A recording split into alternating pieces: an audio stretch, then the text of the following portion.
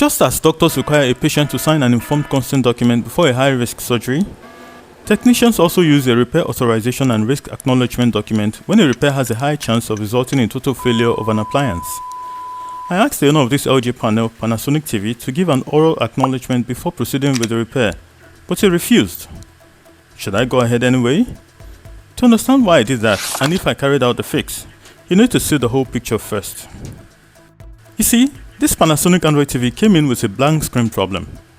Upon troubleshooting, I quickly zoomed in on one of the root causes, this cuff right here. After careful analysis, I knew that the cuff had failed and needed to be replaced. Now to do that, I'd actually need to use my bonding machine. But first things first, I would need to separate the cuff from the screen. Before I did, I spotted something here. The failed cuff had been replaced before. I could see indications that something was wrong with the glass. Now to be sure of what I was looking at, I detached the cuff and whoa, there's a crack. The glass is chipped off right here. And to make matters worse, it's at the very spot where the bonding head bangs on the panel during bonding. Do you think this is a high-risk fix? Here are a few things you need to be aware of. Any screen repair is high risk, but certain factors totally raise the bar.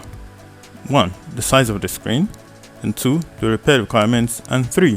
The TV design, like if it's frameless. Now let me expand. 1.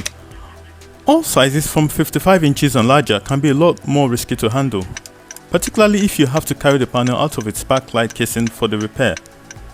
This Panasonic is 65 inches. 2.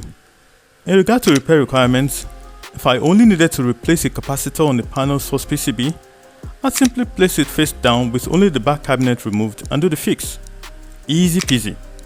In this case, however, the repair strictly involves moving the screen from its backlight onto the platform of the bonding machine.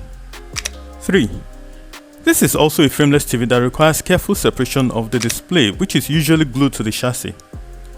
Being 65 inches large, the process, which also involves thorough cleaning of both the backlight and the backside of the panel, can be much more challenging.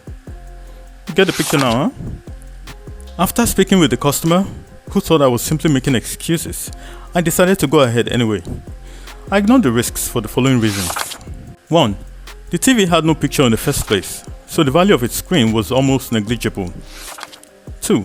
The customer only came to our lab because he felt that we were the last resort. And 3. We pay no compensation for screens that crack in our custody which had already been made worse by someone else before being brought to us. After all is said and done, how did I fare? The screen comes back to life, but with scanning lines on one side of the display, which I also had to fix. Some of you guys ask how much I charge for jobs like this. Well, since we generally use Naira here, and not dollars, the amount charged may not seem very realistic given the differences in our locations.